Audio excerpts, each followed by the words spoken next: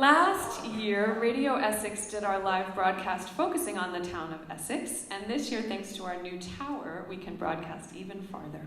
So this year's show is Sounds Like Us, stories from the hearts and voices of Lake Champlain.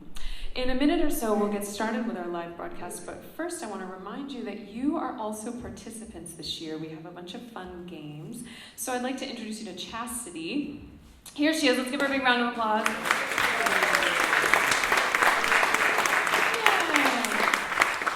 She will be assisting us this evening when we go out into the audience to bring participants up for our games, and she has some amazing prizes for those who win, so you definitely want to volunteer to participate. Alrighty, lovely. Hi, there are some seats on the opposite side. I see one over there, maybe. Is that available? Yeah, so you could do that. You find yourself? Okay, wonderful. So, anyway, over the course of the evening, our radio actors will be playing characters from Champlain Valley's past and present. We will test your Adirondack knowledge with the games that I mentioned and sing you some songs and make you laugh a little bit. So, or a lot of it, I don't know.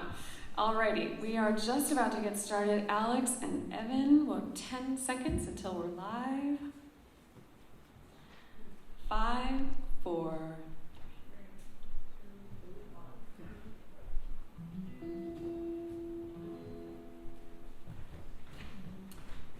Ladies and gentlemen, welcome to tonight's radio broadcast, Sounds Like Us, coming to you live from the Iroquois Masons Lodge in beautiful downtown Essex, New York, brought to you in part by Willsboro Hardware. Willsboro Hardware. If we ain't got it, you don't need it. I'm Alex, this is Evan, we're your hosts, and to kick things off, here are your Essex singers.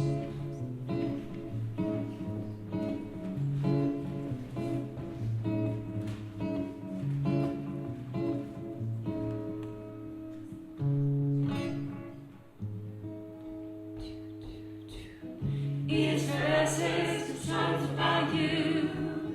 Essex for stories, mostly true. Essex for songs, stories in the air. Exceptional, unforgettable. WESS.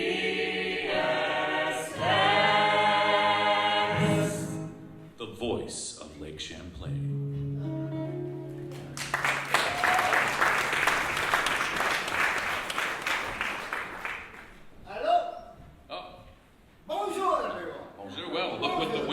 Ladies and gentlemen, I believe we have Samuel de Champlain. Thank you for inviting me. Used to be had to buy a guy dinner before we went that far. But welcome anyway. Samuel de Champlain, how is it that you came from so far away, not being from here, and to have this beautiful lake named after you? Well, I'm sorry, you have to speak into the microphone. oh, the microphone, huh? What a world. We've come a long way. Yes, Anyway, some 400 years ago, King Henri IV, did you know him? No, not personally. American, huh? Anyway, he sent me here to start colonies for the French, you see. And I did not know what to expect. But the people already living here were quite friendly. And I used to throw them the big feast and dinners, and they taught me how to throw an axe. Anyway, I went north to Quebec to start a settlement. But this is going to make you all laugh. What I was really trying to do was to find a new route to Asia. I had no clue. That's a Gesundheit. No clue. Oh, yes, you were a ways off. Absolument, I did not know where I was going. So, after that, I returned and I realized that my ships were too large to go into the interior. So I had the native peoples guide me with their canoes. And voila, I come upon this lake, and I am not the most modest of men. So I name it after myself. Naturally. Well, I'm sure it was easy to make friends with your fine French cooking, and please stick around because our Champlain singers have come up with a song in your honor and paying tribute to your exploration. Oh, très bon. Très bon.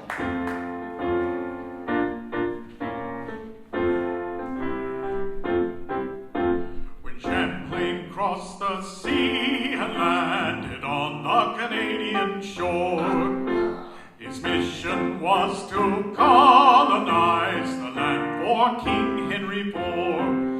He was searching for a path to Asia, but it was such a dangerous route. So he followed the lead of his native friends and he paddled a canoe. He paddled a canoe. He paddled a canoe. His ships were too large. They would never do. So he paddled a canoe. He paddled a canoe. He paddled a canoe. The father of Lake Champlain, he paddled a canoe.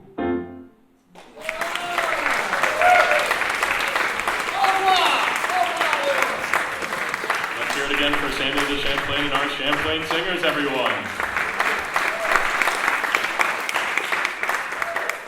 Now, some of you may know, or maybe you don't, that Essex was founded by William Gilliland. Story goes he bought the land with his wife's dowry, but he lost it all during the Revolutionary War. Why, you may ask? Well, he was considered a traitor, unsympathetic to the Patriot cause, and by Benedict Arnold, of all people. And that same Benedict Arnold actually helped save the Revolution, right here in Essex.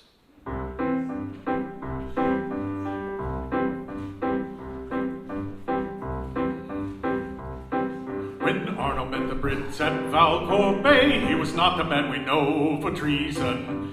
Placed in command of a young navy, he helped to save the revolution. He helped save the revolution. Helped save the revolution. No matter what you know, he later became. He helped save the revolution. Outgunned, outmanned, he got away in the dark of night, causing confusion. That morn the Brits, they chased him down to bring the battle to conclusion. He helped save the revolution, helped save the revolution. Set fire to his boats near Essex town. He helped save the revolution. Wait a minute, stop the music. What? He was a traitor, right? Yes, sir. And ended up fighting against us with the Brits? Yes. So why are you praising him? We're not praising him. We're just relaying a fact. Besides, his being a traitor also helped our cause. It did? Yes, sir. How's that? It riled the people so much the recruitment of soldiers went way up, and it gave the colonists the emotional boost they needed to continue the fight.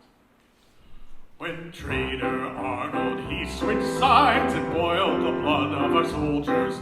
The fact that he was never tried made our desire to win even bolder. And we won the revolution. We won the revolution. When he turned cold, it spurred us on. We won the revolution.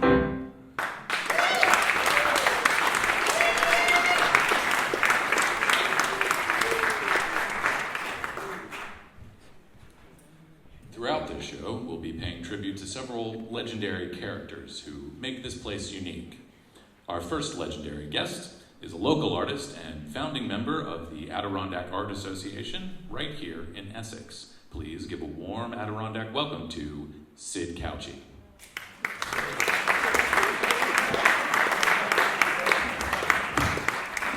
Thank you. So nice to be here. So, Sid, you are best known for Richie Rich, Little Dot, and Little Lola Comics. How did you come to work with these beloved cartoons? Well, that's right. I had formed a small art studio with some of my art school friends when we heard that Harvey Comics was advertising for some cartoonists. I submitted a whole bunch of my work, and I was so excited that it was accepted in all 3 strips. I mean, that's a great job, a steady gig like that for a cartoonist.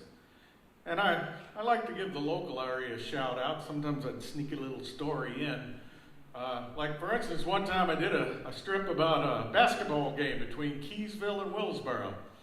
And after the strip came out, I got a call from the Keysville basketball coach who was miffed at me. Couldn't understand how I'd let Keysville lose to Willsboro. Such a disappointment. Well, your local sports commentary aside, it says here you also put Champy on the map. Perhaps. Your first guess, Sam, was it? Yes. Well, he said he saw Champy way back when. You know, I just love drawing Champy. I drew him all different kinds of ways. Sometimes I even drew him like some of the masters, like Picasso or Chagall. And I guess maybe I did my part to keep the legend of Champy alive, and hopefully it was good for the local area and tourism. Well, your efforts have certainly endured. And I also hear you are a local member of the First Pitch Hall of Fame. Well, that's right. I threw out the first pitch at a baseball game between the then Montreal Expos and Cleveland Indians, and I'm the first and only member. I'm also a charter member of the Do Nothing Club right here in Essex.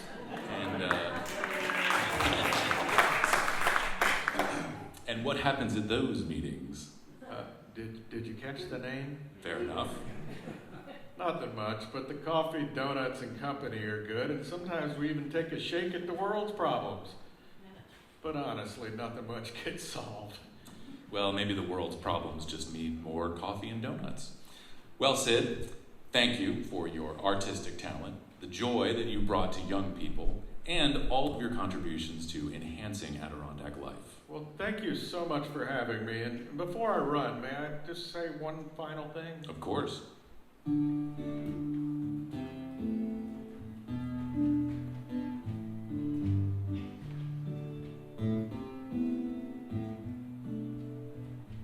I've led a cartoon life, what a way to spend a day, trying to get people to smile, and what Richie Rich might say, I wouldn't trade it for the world. I would have done it for free. Sitting at my table, just a paper, a pen, and me. Here's to the cartoon life. Here's to the cartoon life. Here's to the cartoon life.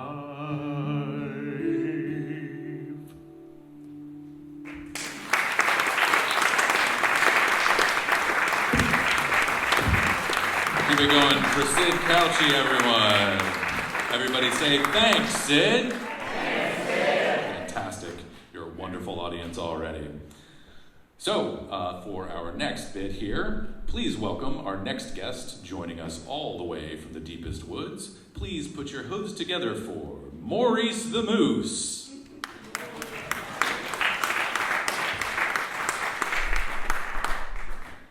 Maurice here is a wealth of knowledge about his species. In fact, he is going to be helping us to conduct the Mighty Moose Challenge. It's time to play Know Your Moose. We need 2 members from the audience who are up to the challenge to join us on the stage. If you think you know your moose, raise your hand and Chastity here will bring you up. A show of hands, please. Anyone and anyone? Right here? You, sir. You have been picked by the gentleman behind you. Please join us up here. This was not planned. And another one? Please come up.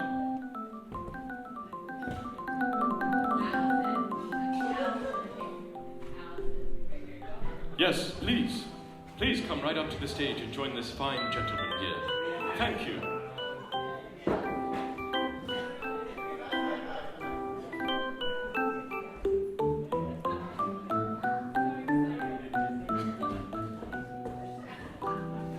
Well, it seems you both have been chosen, but this is not the Hunger Games, so don't worry. Now, what are your names? Your name?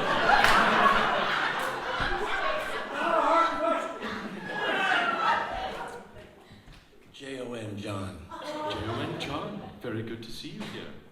And you- Hi, I'm Allison. Right. And where are you from? Suburban Washington, D.C., but not in Essex, New York. Right. And you? I'm from Willsboro. Right. And have either of you seen a moose? No? Well, how's your moose knowledge? Well, there's that one right there, yes. Low? Well, I'm sure you'll give it a proper crack. Now, here are the rules. There will be 3 questions. The answers are multiple choice. You will have 10 seconds to answer. And for your prizes, get 2 out of 3 answers correct. Both of you will receive gift certificates to the Ice Cream Cafe. Organically grown ice cream with a hint of peony. 3 out of 3, you will get a designer t-shirt from the Essex Theatre Company. Perfect for hiking, biking, or perhaps sitting around and moose watching. Wait, if we get 3 out of 3, get both though, right? Just the one. So you can plan it out if you would like. Right? Then are you ready? It seems you have a plan. Here we go. Okay, question number 1. A moose with this rare genetic anomaly that affects 1 in every 10,000 was recently spotted just north of here.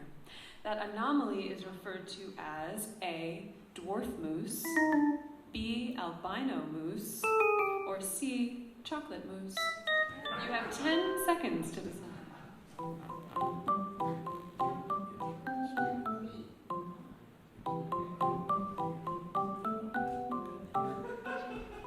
What have you decided?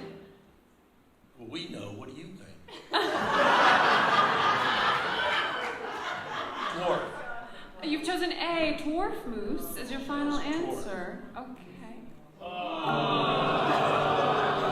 The correct answer was albino moose. Maurice, if we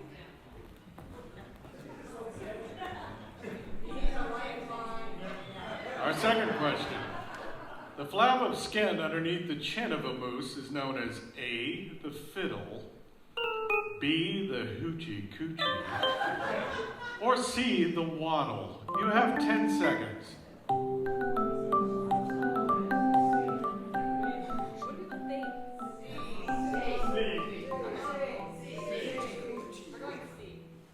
C, the waddle. That is your final answer? You are correct.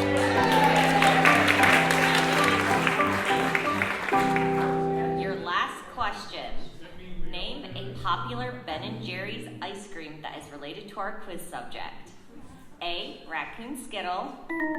B, moose tracks. C, bear scat. You have 10 seconds.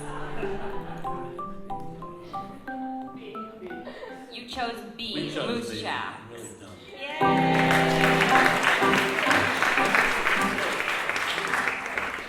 Well, that seemed to work perfectly for you. 2 out of 3 correct, you will get gift certificates to the Ice Cream Cafe. Organically grown ice cream with a hint of peony. Let's have a big hand for our contestants.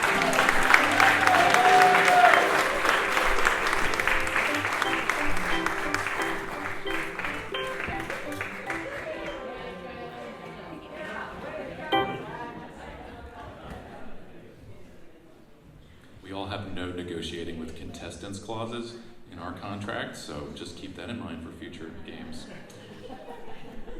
And we're back. Speaking of moose, there's what's known as an Adirondack style around here. It includes chairs, furniture, accessories, and in many cabins, local wildlife are part of the decor.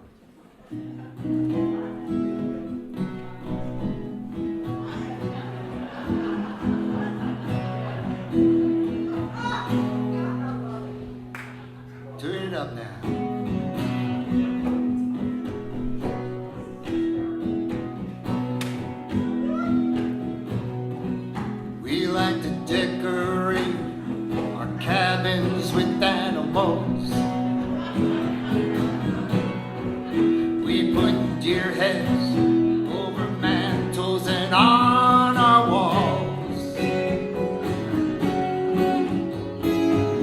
staring out the window with lifeless eyes, looking so majestic in candlelight. We use moose antlers to make our chandeliers, or handles for our doors and refrigerators.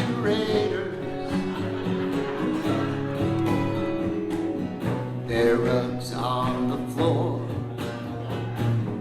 absent their paws, furry ottoman for our feet, bobcats bearing all their teeth, Adirondack animal, Adirondack animal, Adirondack animal decor. I've seen raccoons in canoes, loons that one time flew, bass with their mouths wide open, barn owls no longer hooting, Adirondack animal, Adirondack animal, Adirondack dead animal decor.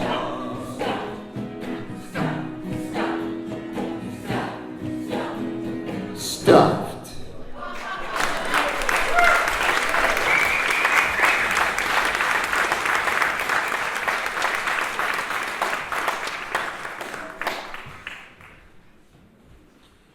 We're surrounded by all kinds of critters here in the Adirondacks. Some are smart, some are cute, and some can sometimes be a pain in the butt.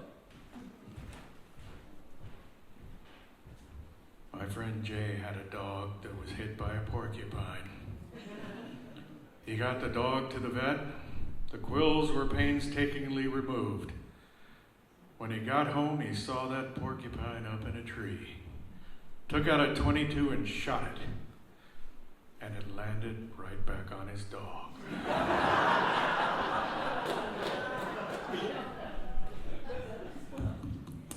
When we were living in a one-room cabin, we had a little RV fridge with a latch on it, you know, like they have on RVs so they don't open going down the highway. So we had it latched outside, the key was secured. And then we heard a noise out by the shed. And we found a plump raccoon had unlatched the fridge, opened it, taken out a half-gallon ball jar of milk, removed the lid, and was sitting there drinking it like he owned the place. I have always been told you'll never see a rattlesnake north of Split Rock.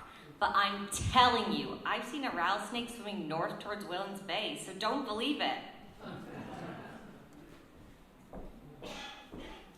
One hot Sunday at church, we left the doors open to make the congregation more comfortable, and in the middle of the service, right down the middle aisle, a skunk and 6 babies walked and just stopped.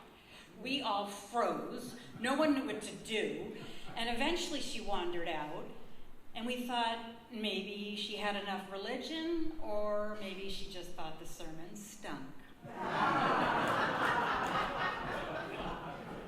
I got a call that some of my cows had escaped and were grazing along the Northway.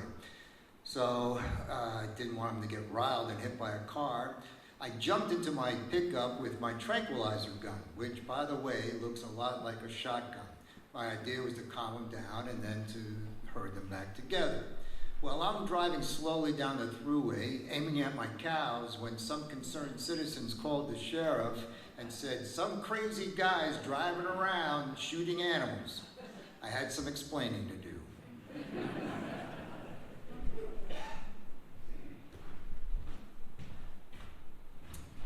Well, now it's time for another shout out to another legendary character. Please put your hands together for the legendary Henrietta Burnham.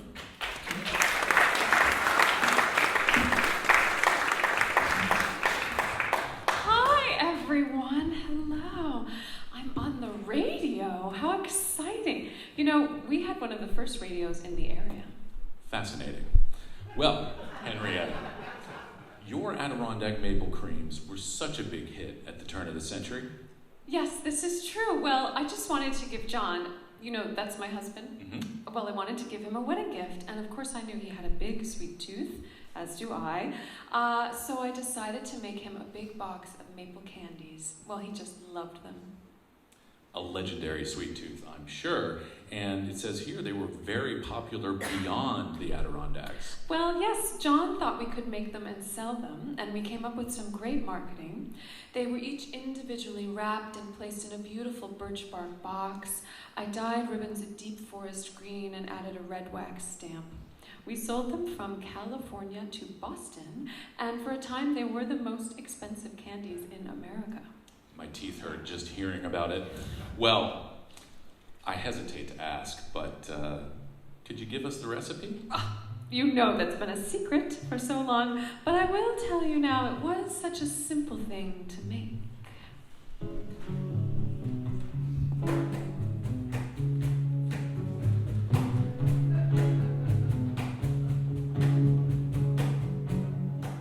I like sweets like everybody. My maple's made with love. I like vanilla mixed with cream, and I like maple syrup too. I like to roll it in a bowl, serve it on a silver spoon. You know they're made with lots of love and lots of sugar too.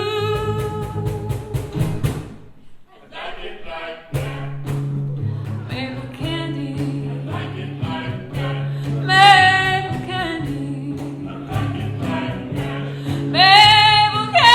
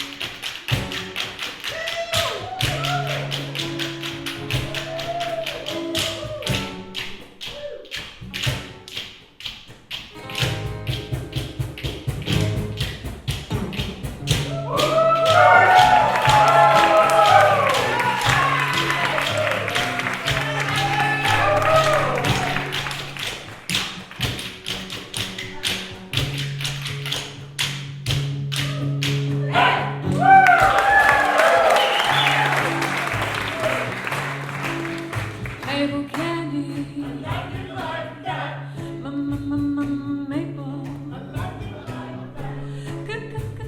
Candy. Maple candy.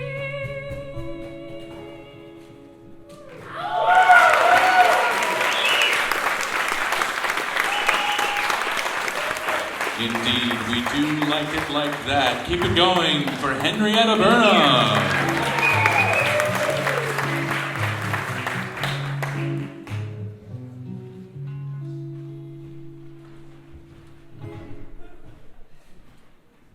Our next game show is rated R. It's called Know Your Champlain Pirates, brought to you by the Village Meat Market, where you can buy corn on the cob for $1 a year.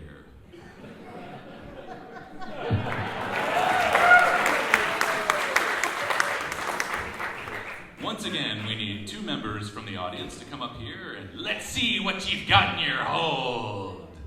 You, sir. You got a hand right out of the gate.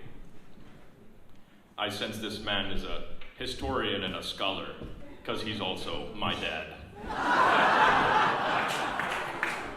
And do we have another? There we go. Come on up here. Yes, young man. please just come right on up. Oh, another man from my past. A long, long time ago, we shared ale. Well, not actually, because we were on a soccer team in high school, but Asian family.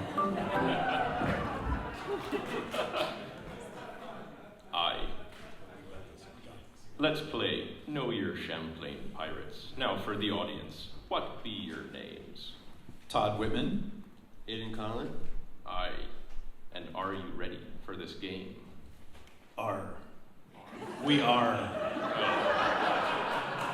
Butter me bottoms, it sounds like they're ready. We'll give ye 3 tales. One of them be false, a fake, as it were. Now, you can discuss the answer between yourselves, but you get one guess. No negotiating. Except for maybe you, Dad, because I have a lot of stuff in our garage. Now, if ye guess the tall tale correctly, you'll get a lovely tote. Show us the tote. It's a beautiful tote that Chastity is modeling from the Sounds Like Us collection, exclusively designed and manufactured for tonight's show. It features the legendary Champy and is perfect for those trips to the village meat market. Thank ye, lad. What a great man.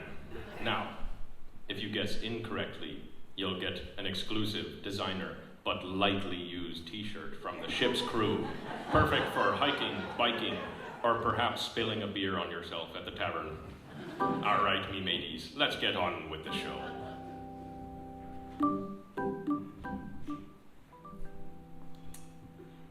Number 1. In 1807, the pirate ship Black Snake painted its hull black to make it difficult to see at night.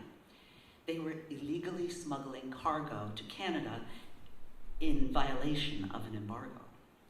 The ship encountered a federal cutter on the Winooski River and fired on it. They killed 3 men. Most of the crew was imprisoned, but Black Snake crew member Cyrus B. Dean was sentenced to death for his part in the shooting. 10,000 people came to his hanging in Burlington. Story number 2. According to legend, Captain Stephen Mallet fled France while serving under Napoleon to the area now called Mallet's Bay. As the story goes, a stranger followed the captain one night hoping to find out where the pirate had stashed his loot. Well, the pirate discovered the stranger and beheaded him, burying him alongside the treasure. Now, boaters and hikers have reported seeing a ghost dressed in 18th century clothing across Mallet's Bay on Coates Island. Story number 3. At the turn of the century, on the Vermont side of the lake, there was a training camp for more modern pirates.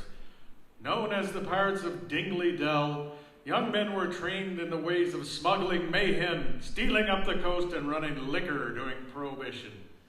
The money was so good that many young men went on to become prominent landowners and politicians.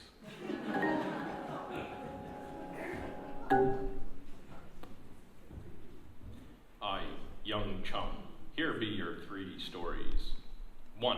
The pirate ship Black Snake. 2. The legend of Captain Mallet. Or 3. The Pirates of Dingley Dell. And remember, you're going for the false one. You have 10 seconds.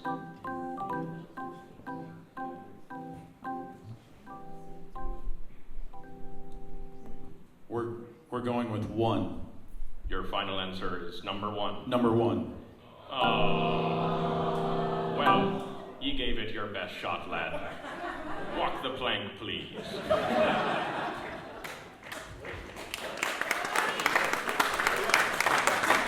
lightly used ship crew t-shirts are going to. Well, first you got to give it up for our contestants. All right, thank you. The answer was the Pirates of Dingley Dell.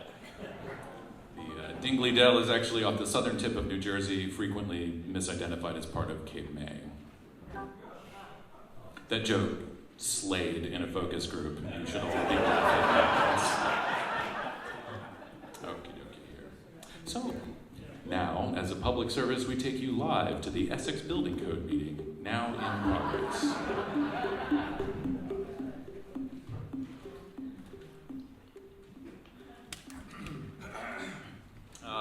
Welcome. This is petition 548-112-11013, and you're here for an addition to your house? Yes, we're planning to put in a birdhouse. A birdhouse? Yes, a freestanding birdhouse. I submitted ground plans and elevation. We're thinking about an 8-foot pole right off the corner of the house. That seems rather large. How many entrances are you planning for the birds? Just 3 entrances. Are you building a bird sanctuary? No, we just like looking at the local birds. Okay. Well, we're just making sure because if you were building a bird sanctuary, the Department of Wildlife may need to get involved. Didn't you come before us last year? Yes, for a dog door. Oh yeah, I remember you. Are you a farm? Because if you are, you'd need to be agriculturally zoned. No, we're just a single-family dwelling. Okay. So this birdhouse, is it on a pole, and what kind of pole will it be? It has a 4x8 base and an 8-foot pole, wooden. And will that be painted an acceptable color? Pardon? And will the birdhouse design match the materials and aesthetics of the surrounding buildings? Well, if you look at the rendering, we were thinking of a colonial feel, maybe a barn red. Okay. That's kind of pink. I'm not really sure about that. But will it block anyone's view or distract drivers going down the road? It is a state road, after all. And for example, pulling out of your driveway, will you be able to see cars coming down the road? No, it shouldn't be. shouldn't or won't? It won't. It's 20 feet off the entrance of the drive. What about the roof? You were thinking cedar shakes? Oh, well, Cedar Shakes. That's a classic. Can get behind that. Will it have proper drainage? Drainage? Yeah, well, as you know, birds relieve themselves. We wouldn't want to be adding that into the runoff into the lake. Yes, and bird waste is quite acidic. They cause erosion down the rocky shoreline. Yeah. Then that's a job for the Army Corps of Engineers. Be allowed for proper percolation at the base. Okay. Well, I think we have everything. Okay. So, our preliminary recommendation, given the overall complexity of the request, it's outside of our jurisdiction. You first need to apply for a use variance through the Zoning Board of Appeals. Those applications are due at least 1 month before their quarterly meeting, which means we'll likely see you back here in about 3 months. Thank you. No, sir. Thank you very much. Thank you. Your participation is the bedrock of our democracy.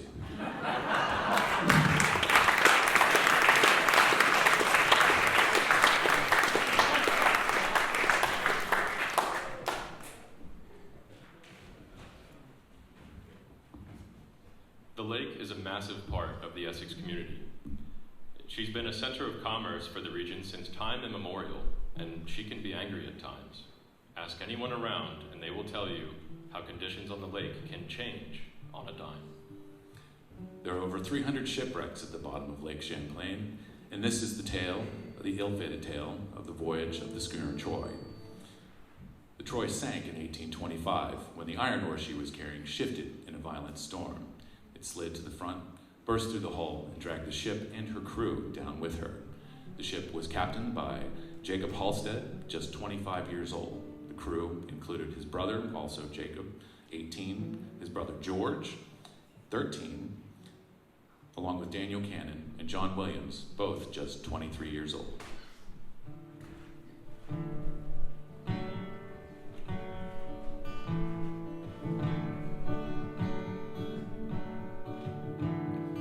Heading out to Westport crisp November day. Laden down with iron ore, the schooner Troy set sail. The captain, he was 25. The crew, they were just boys. When a mighty gale devoured them, on the lake floor lies the Troy. On the lake floor lies the Troy. Say a prayer for those young boys buried with the iron ore. On the lake floor lies the Troy.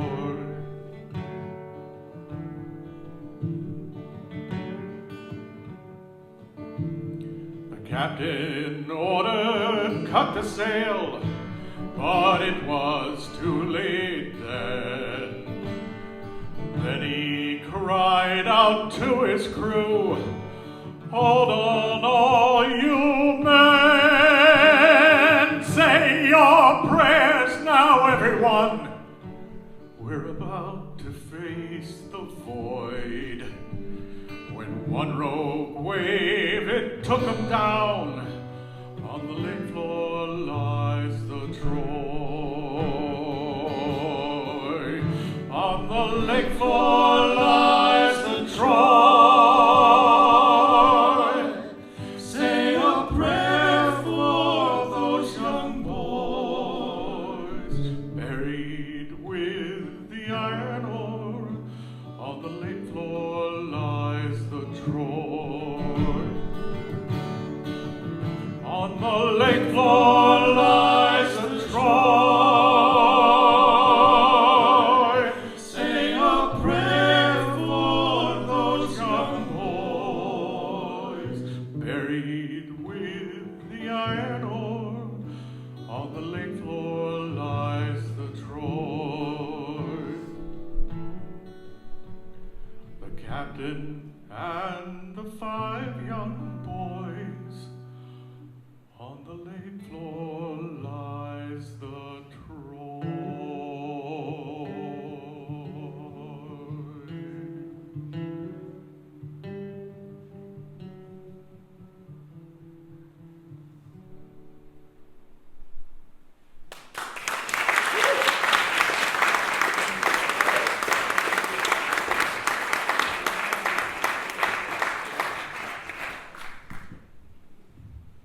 Okay, what's next?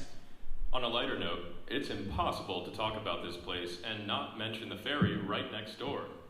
We had a chat with the ferry captain, and here's a slice of what he had to say. Well, I've been the ferry captain since 1972, and I just retired last month. And one of my more memorable moments was when this guy, he runs up to this top deck, busts through the pilot door and says, "Look, that's Champy." So I humored him, and then I explained how it was a shadow of a distant wave rippling across the lake. Another time, this young man comes onto the ferry with a life vest on, and halfway across the lake, he jumps into the water. There's a jet ski following us, and he scoops him up, and they just take off laughing. Well, someone on the boat took a picture, and they were able to zoom in on the license plate. And the cops found them, arrested them, and they had a big fine. It hasn't happened since.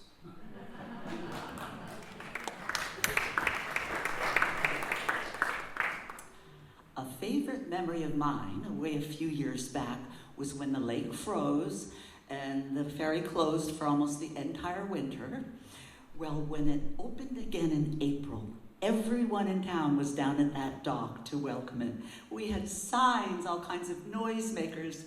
It was such a happy time. The ferry's back, it's open. We can go to Vermont again. I need to get my hair done. It was so great.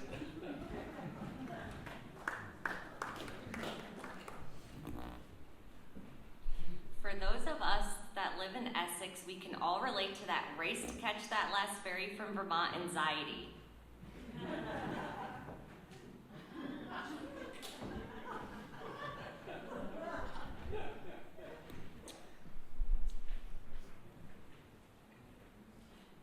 Last year, I regaled you all with stories of my ferry boarding fondness for being first. But recently I had an epiphany, and it's a true story, and I'd like to share it with you. And let's just say, it takes a special person such as myself to realize that there is something even better than being first on the ferry. So, I was in Vermont, and I was racing to catch the last ferry home. And I stepped on the gas, and I had a tight grip on that wheel, and my heart was pumping fast. I didn't know if I was gonna make it there, and there was a lot at stake.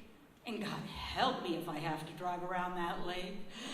So I was clocking 80, and I said a little prayer down ferry road. I was catching air. I prayed that the crew would hold the rope. I had to make it across on the ferry road. And then up ahead there's this tractor in a no passing zone, and I say, dude, pull over, I gotta make it home. I tried to pass, but his tractor was too wide, and then he turned on his blinker and he pulled aside. And on the side of the road there's this lady, and she's giving me a frown, and she's mouthing the words, slow down. And I think to myself, I don't give a damn. Don't you know who I am? And I'm so clocking 80, and I said another prayer down ferry road. I was catching air. I prayed that the crew would hold that rope. I had to make it across on the ferry boat. And then there were seconds to go. It was the moment of truth. I turned on two wheels toward the ferry booth. The crew was closing the rope, but they gave me the wave. Oh, it was a special day, and here comes the good part. But then I drove right through. I didn't idle in line, so I saved on gas. I didn't waste any time. And because I was last in the ferry queue, I got out of my car to a clear rear view. So let's review. I was clocking 80, and I said a little prayer down ferry road. I was catching air. I prayed that the crew would hold that rope. I had to make it across on the ferry boat. But then I drove right through. I didn't idle in line, so I saved on gas. I didn't waste any time. And because I was last in the ferry queue, I got out of my car to a clear rear view.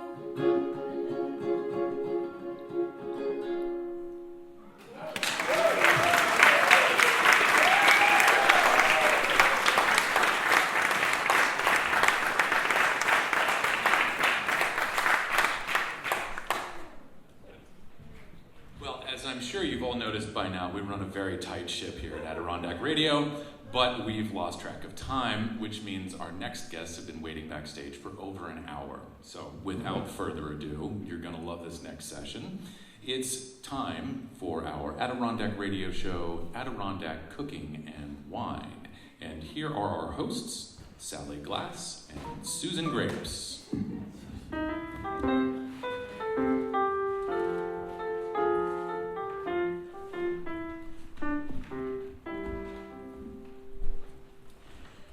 Hi everyone, I'm Sally. And I'm Susan. And this is Adirondack Cooking and Wine. Okay. Cheers. Cheers.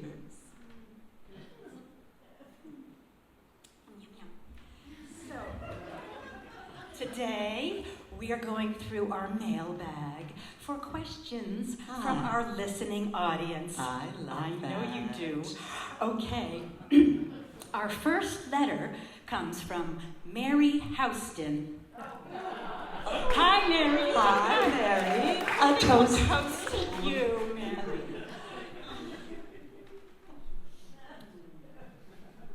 Okay. Mary, let's see.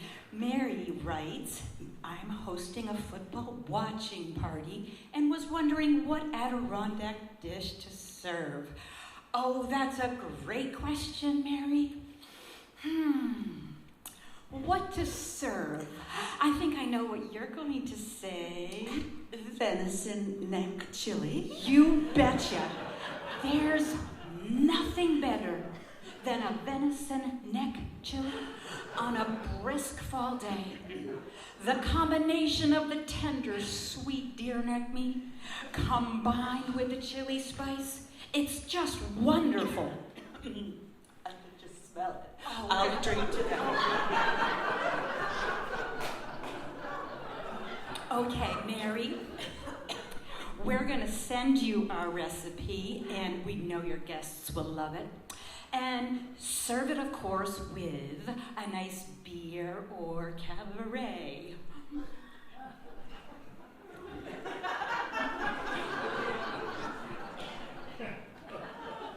Well, our next letter, let's see, comes from John McBride. John McBride. Okay. And he writes, I'm hosting a summer soiree at the Grange and looking for the perfect local dish to serve. What do you ladies suggest? Well, good for you, John. So, Susan? Good question, John. You probably want something casual and outdoorsy, but also slightly elegant, but not too elegant, in keeping with the Adirondack tradition and charm. So for sides, I would suggest truffle aioli fries, and honey braised carrots. For an entree, smoked venison neck. Absolutely, just smoke that baby for 8 hours, and that meat will just fall off that whole neck. And the combination of braise it with a nice pepper dye marinade, yeah. The combination of the smoky flavor and the sweet deer meat is just fantastic. Matched, of course, with a nice Pinot Noir. John, we're going to send you our recipe, and we know your guests will just love it. Our final letter comes from, let's see here, Wendy Kelleher. Okay, she writes. Hi, Wendy. Hi, she's somewhere in ya. Hi, okay. Wendy writes that she's looking for a unique dish for the next holiday season and would like it to be something memorable for the grandkids. What do you gals think? Well, Wendy, thanks for putting your holiday trust in us. I love the holidays. I just wish my kids would visit me more often. Honey, don't go there. Come on, they'll come around. Let's toast to new traditions, celebrations. Just toast. Come on.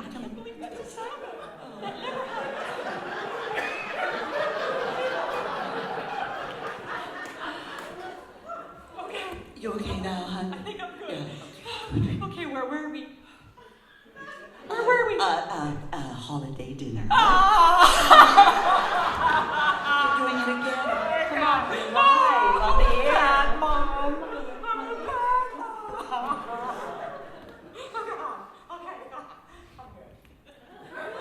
Okay. Where were we? Okay. Memorable for the holidays. I want to say French fries. No. Okay, fingerling, potatoes, perhaps, and I don't know what else. Brussels sprouts. Oh, Brussels sprouts, yes. And some haricot verts. And that's it for our meal. And a great no. A great venison neck roast. Oh, yes, you betcha. And that's it from our mailbag. I'm Sally. And I'm Susan. And this is Adirondack Cooking and Wine.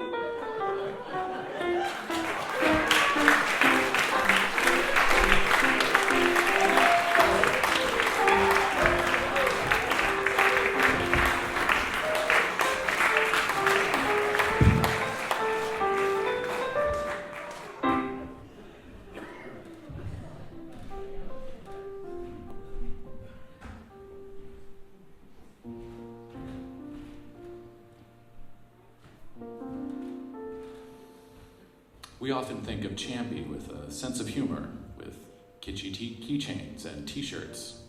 But one legend has it that Champy is really the incarnation of a young man who killed the woman he loved in a jealous rage and then chose to drown himself to end his pain. But that didn't end his torment. His punishment was to roam the lake forever in the form of a sea monster.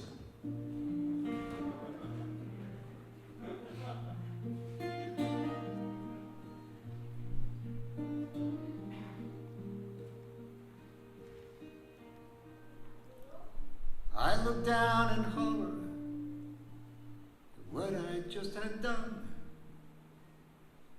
How could I take the life of a woman that I love? My jealous heart was burning, filled with jealousy. So I crawled to the water, prayed she'd open up for me. Now I swim forever, way down by my shame. No matter what you call me, I'm the ghost of Lake Champlain.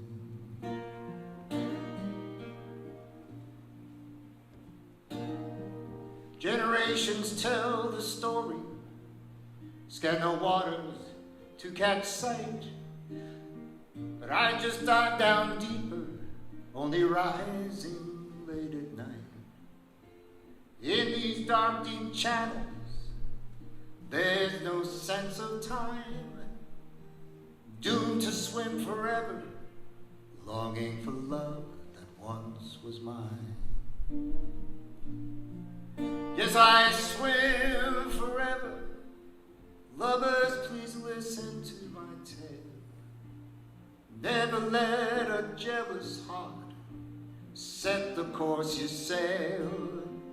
I swim forever, way down by my shame. No matter what you call me, I'm the ghost. I'm the ghost of Lake Champlain.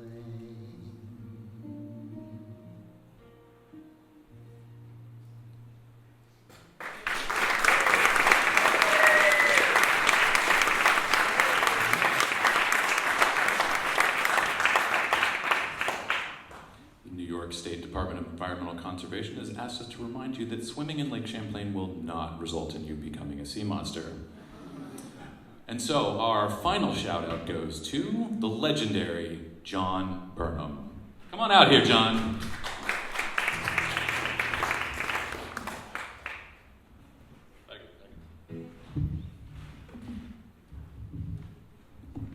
So John, we know you to be a bit of a Renaissance man, but you started out as a writer.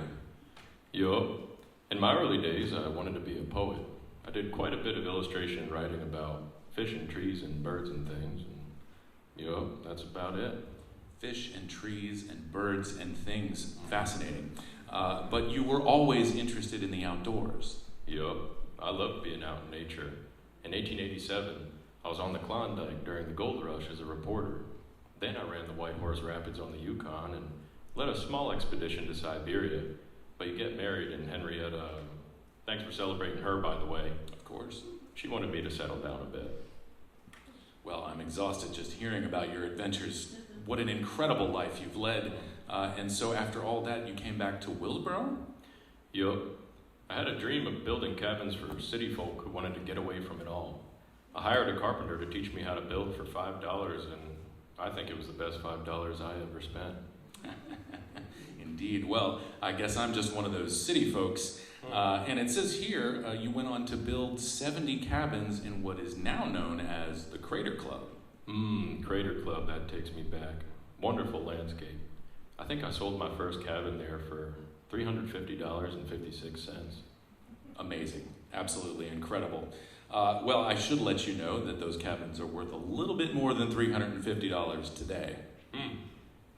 Indeed. Well, thank you very much, John Burnham. Everyone say, thank you, John. Thank you, John. No, thank you. And may I say one more thing? Of course.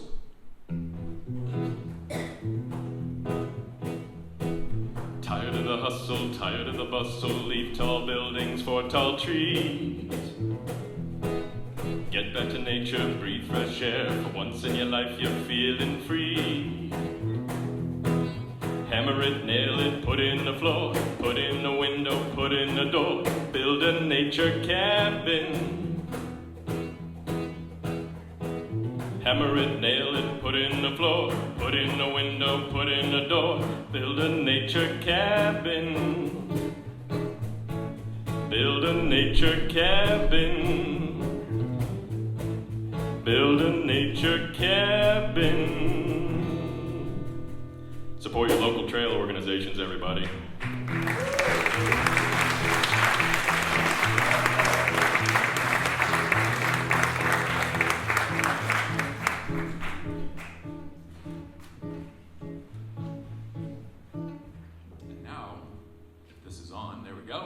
And now it's time for our final game of the evening. Let's give a warm welcome to Dame Edna. Hello! My name is Dame Edna von Krappinger, Adirondack art historian and curator of our next and final game. Did you know the Adirondacks are home to actors, singers, writers, and painters? Well, test your knowledge. Come up and play Know Your Adirondack Arts. Once again, we need 2 players from the audience to come up here and we'll test your Adirondack Arts knowledge. Just raise your hand and Chastity will escort you to the stage. If none of you raise your hand, I've been instructed to pick someone random from the 4th row. First row. Tall gentleman in the front here. Wonderful. And I think I see 4 rows back, second from the right. You, sir, in the black t-shirt. Come on up here. Test your Adirondack Arts knowledge.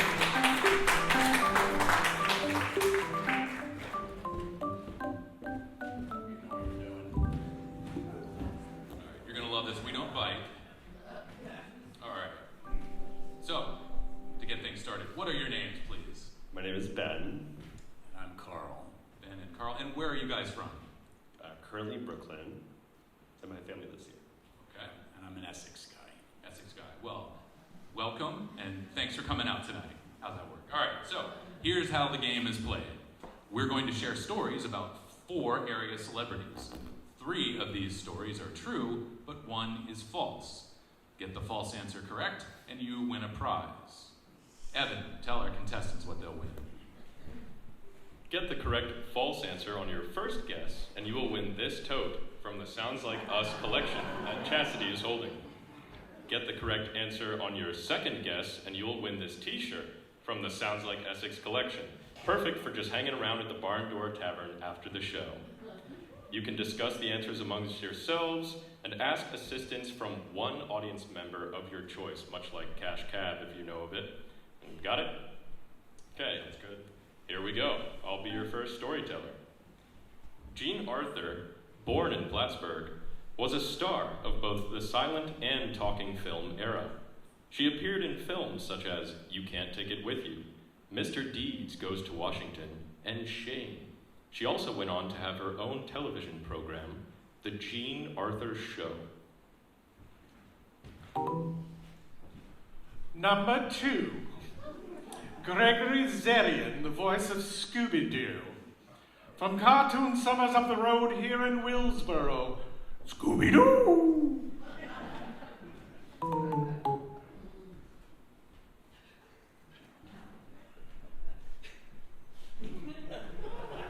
Hi, Mom.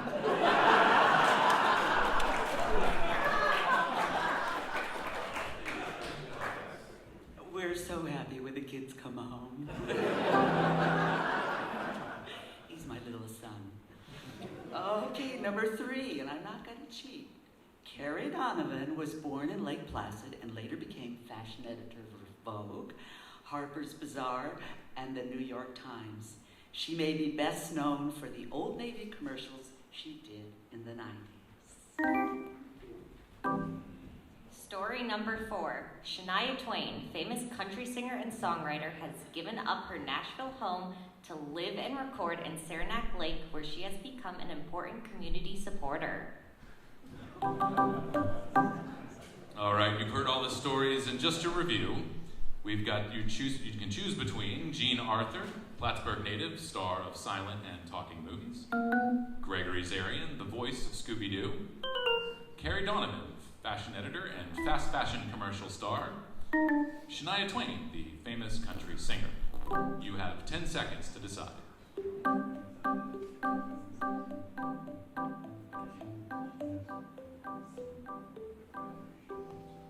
Have you reached a conclusion? Yes, we're gonna guess Scooby-Doo. B. Your final answer is Scooby-Doo. Yes.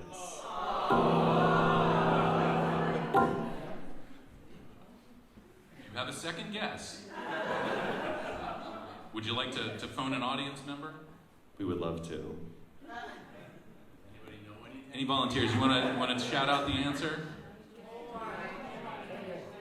4. Yeah. Okay. We will guess D. Shania Twain. It's number 4. All right. These young men their prizes. Thank you all.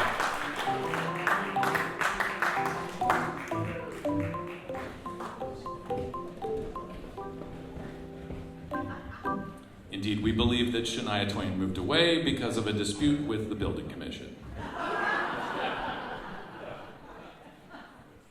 Yes, this town has a lot of history, like during Prohibition. Arbor Lodge on Split Rock Point, south of Essex, catered to those coming across the lake for a drink.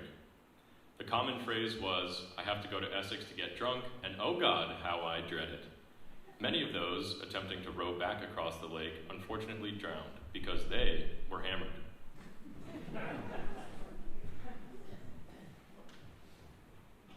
There was a speakeasy that offered high wine to go. When a bottle was ordered, the owner had to go dig it up.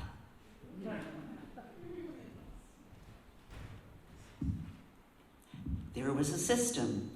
Back roads were used to move the inventory. Drivers were hired. Scouts went ahead to bribe or just to bribe the police mainly.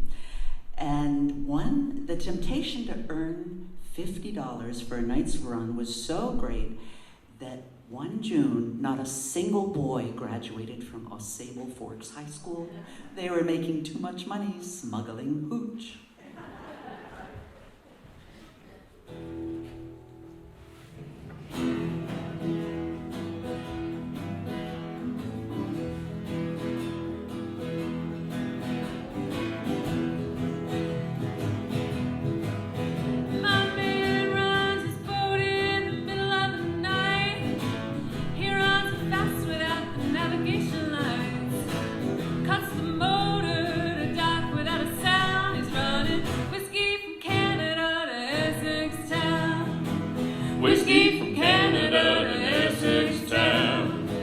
Sometimes they chase me down Lakeshore Drive.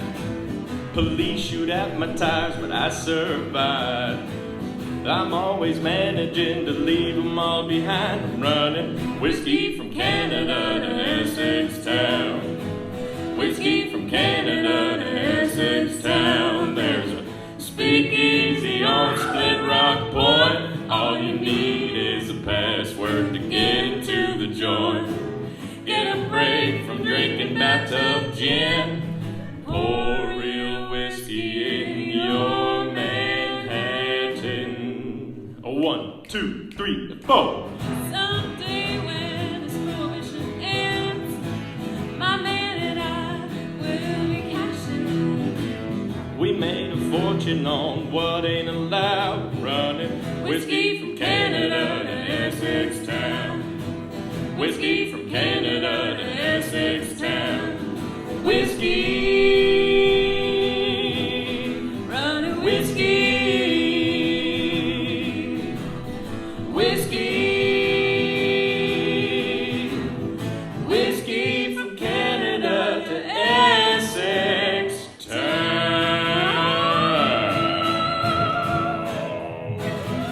Oh, Johnny, we better scram.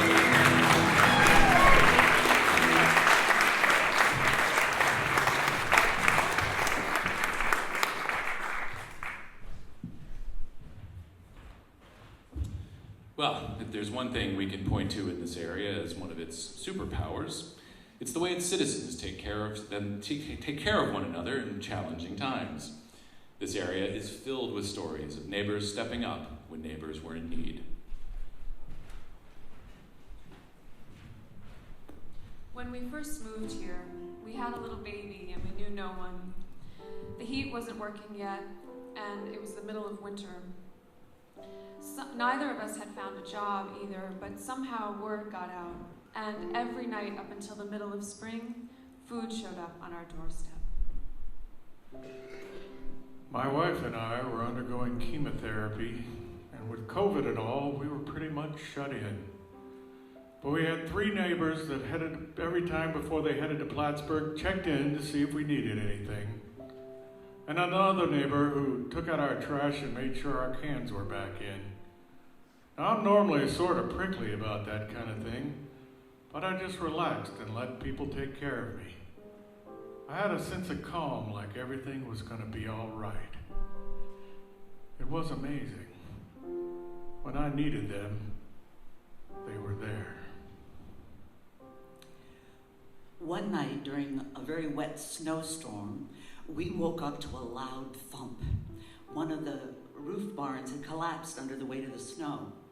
Fortunately, there were no animals in that barn, but there were horses and goats in the buildings next to it. Within a couple of hours, an army of community members came with their rakes and shovels and pulled the snow off the other buildings. An elderly neighbor drove up and said, "I can't help physically, but..." And then she handed me a check, a very generous check, saying, "We want you to succeed here." Various times I've gotten help finding my lost dog, cat, and my teenage kids. Dragged my trash to my long end of my driveway. Took my dry cleaning all the way to Vermont and picked it up. Removed roadkill from my front yard. Showed up in heavy hiking boots to help me crush a year's worth of Amazon cardboard boxes. Some mysterious person after every snowstorm shows up and plows my driveway. Pulled my car out of a ditch on their side of the road with their excavator. I asked Big Boss Ray Haas about selling my 2-wheel drive tractor to trade up to a 4-wheel. He shook his head and said, "All tractors are 4-wheel drive, Bucky." He walked over and showed me where the stick was to make the shift. Sometimes just a little kindness is all you need.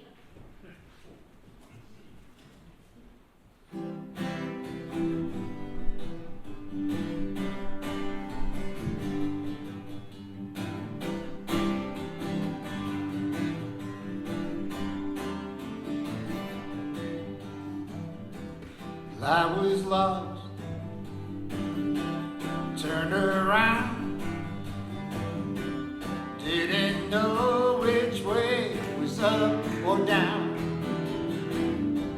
Oh, I've been down, hit the floor, been unceremoniously shown the door,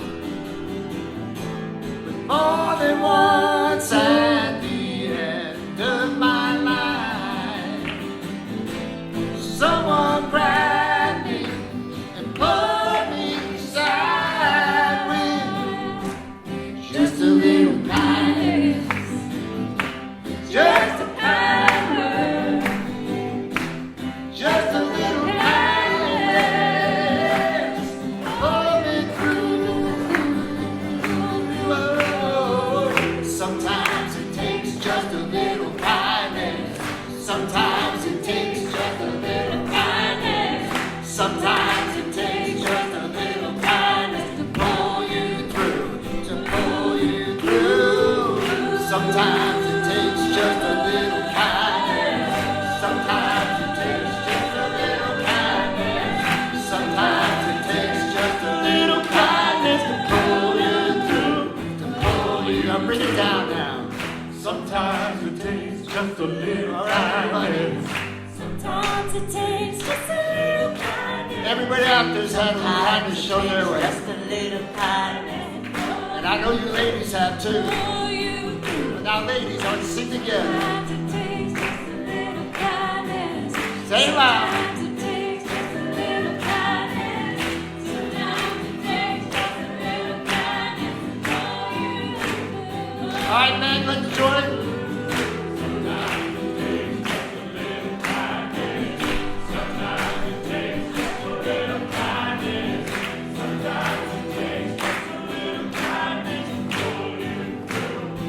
Last time now. Sometimes it takes just a little kindness.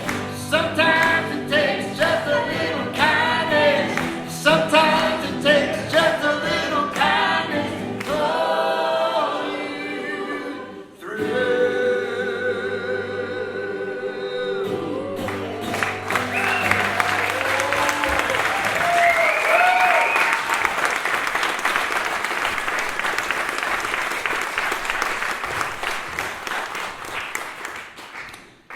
If you keep your ears peeled while you walk around Essex, you're sure to hear some interesting stories from locals and visitors alike. Some of the following stories were heard in the wild, and others are housed in a collection, an interview collection, found right across the street at the Essex Library. I was having a drink late at night at the inn with the owners, and the place was closed. And we, out of nowhere, hear a knocking at the windows and these two faces peering in at us. So we opened the door, we let them in, and they started in. We followed our GPS all the way from New York City to Burlington until right down the road when we took a right, and all we saw was a big black hole. We just want to get to Burlington. This is like the land of the living dead. Where are we?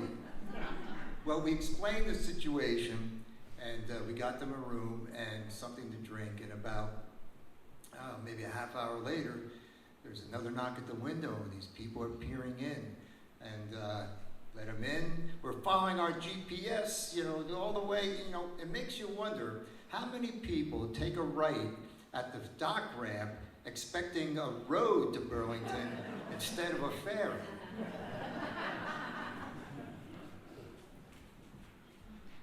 Everyone up here seems quirky, but that's mostly because there aren't really many of us and we see each other up close. There's no such thing as a quick trip to the post office here. Everyone you pass wants to chat. Me, I usually wear a hat, some glasses, and hold my phone to my ear and pretend to be talking to someone. Essex was different in my youth. Most people were close family friends or relatives. I didn't know anyone my parents didn't like or help out when they needed help. If I misbehaved, which was often, I was always seen, hollered at, and my parents were told. If I was hungry, folks would give me a cookie or a sandwich. Most folks didn't have TV back then, so we were always outside playing games or reading or listening to the radio in the evenings. Essex and its people molded me. The type of person that's drawn to this area is not big and flashy. I need my Starbucks, I need my ego stroked every day. Yeah, that type of person doesn't thrive up here. Most men, when they returned from the war, joined the fire department. My father did. I joined when I was 16, so let's see, I've been with the department 60 years. Used to be the only thing that qualified you is whether or not you could hold a hose. My father was a union carpenter, and I started working with him when I was a kid. Sometimes things got slow, but lately there's so much work you just don't go without. A lot of people up here work as prison guards or handymen, some for the town, and a ton for the county. A lot of women are nurses. Didn't used to be that many. People like me, I like summer, but it's special if you could be here in wintertime and it's snowing, nobody around. You drive through Essex and there's just nobody. If you want quiet time, that's quiet time. Life here, it's good. One night I was walking down the middle of the street, which is, I like to do that because here you can, and a car gently rolled up and they put their window down. They said, "Hey, where can you find some good sushi around here?" And that's what I did.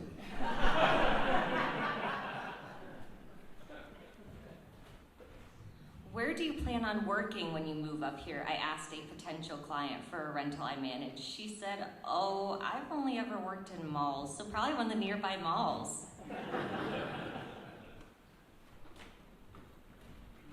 If I were a vet in these parts, I'd have my logo be the image of a dog's face filled with porcupine quills. So recently, I was in downtown Essex, and I overheard someone say, did you know there's a lady in Essex who lives in her barn with her alpacas?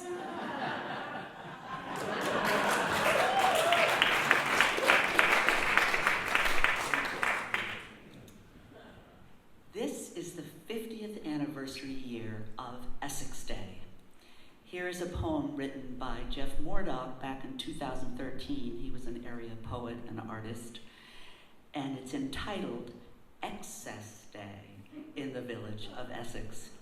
You can borrow this little book of Jeff's Gems just across the road from the Essex Library.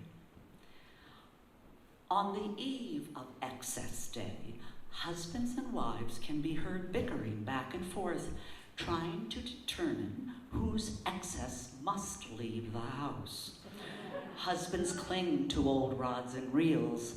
Wives insist they need their curling irons. Small children hide balls and dolls they haven't played with for years. Dogs hide their worn-out chew toys.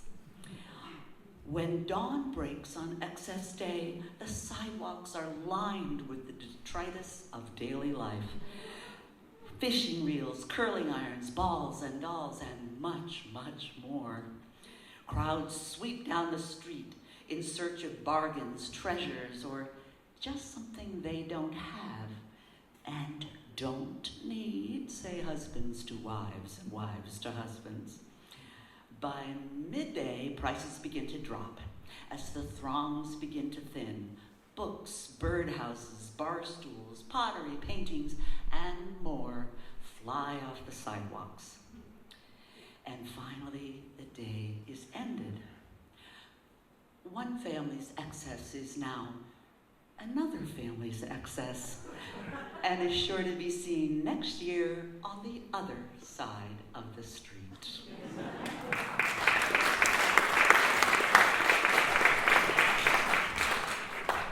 I would like to thank Sally for that wonderful reading, and I would like to thank all of you for being here tonight. Indeed. Thank you all for coming out. Thank you for being such a wonderful audience. Give yourselves a big round of applause.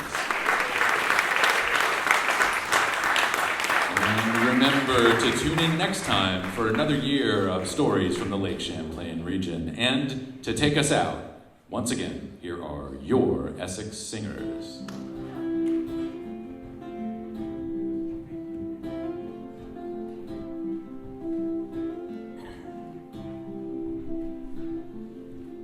Standing at the pearly gates, my heart's full of fear.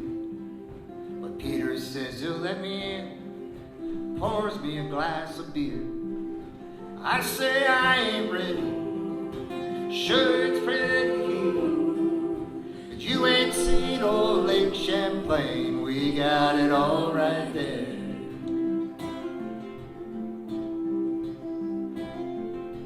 Please give me a second chance, come see for yourself.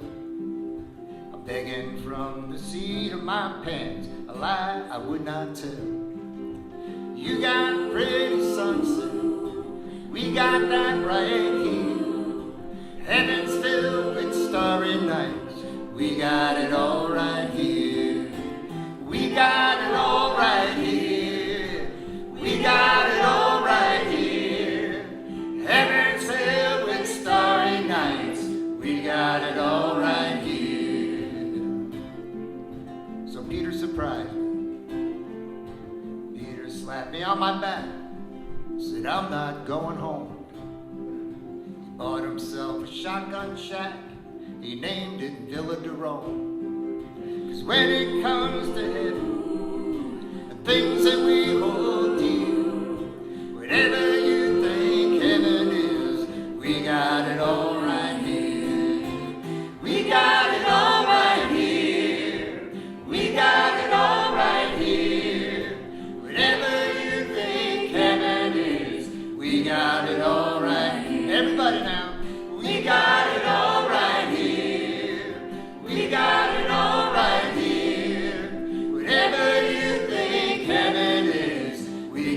it all. Last time now. We got it all right here. We got it all right here. Whatever you think heaven is, we got it all right here.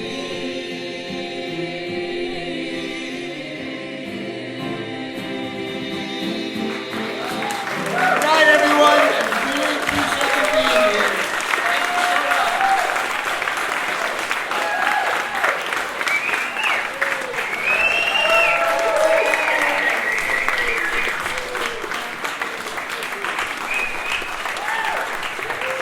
All right, keep it going. Thank you, Bill. Thank you, Celeste. Thank you, Sally. Thank you, Rex. Thank you, Chastity. Thank you, Nora. Thank you, Evan. Thank you, Heather. Thank you, Butch and Kurt up in the balcony. And thank you all. You've been a wonderful audience. Our host, Alex and Evan.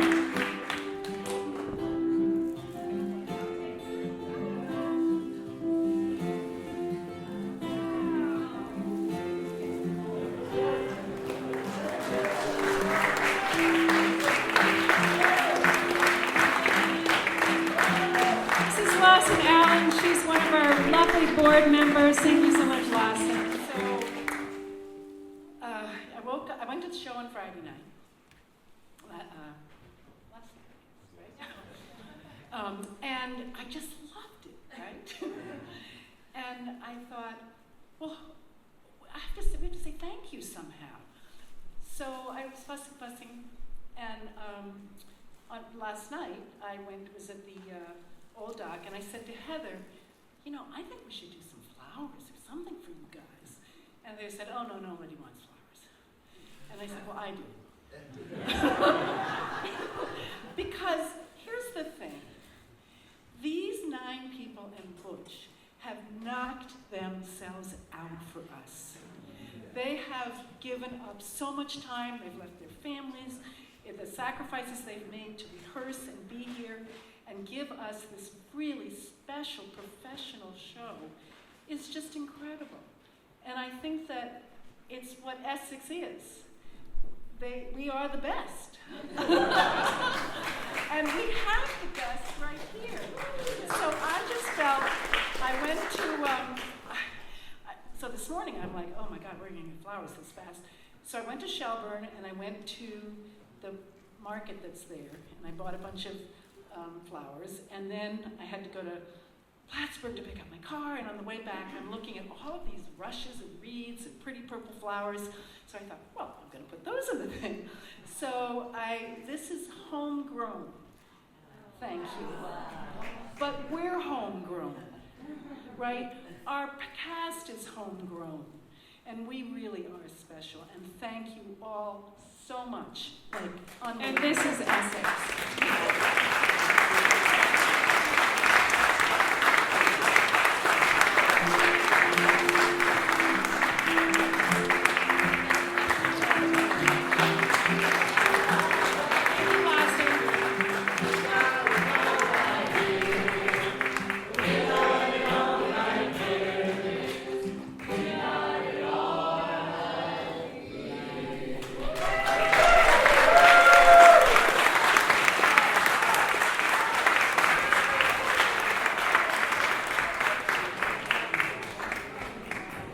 Butch, we've got your flowers down here when you're ready.